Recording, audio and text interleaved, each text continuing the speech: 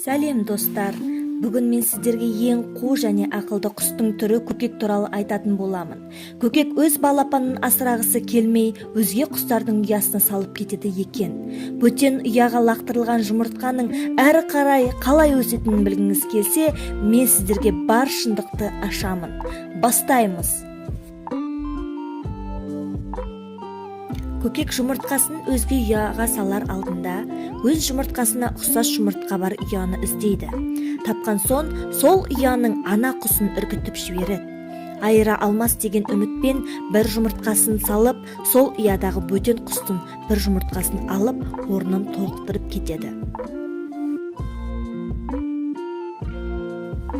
Ең қызығы, өзгенің ұясындағы көкектің балапаны басқаларынан бұрын жұмыртқадан ерте шығады.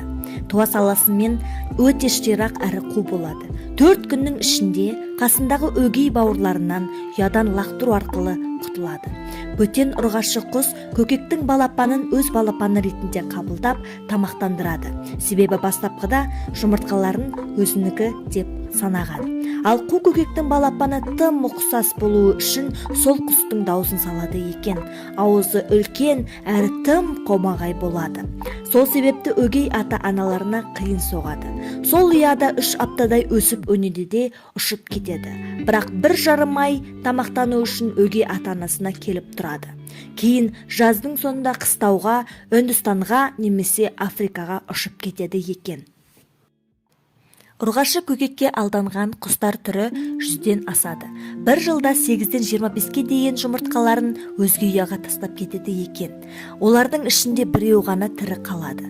Ғалымдардың айтуы бойынша, бұл қу әрекеттердің бәрі ұрпағын жұмыртқа жегіш әкесінен құтқару үшін жасалатын амал екен.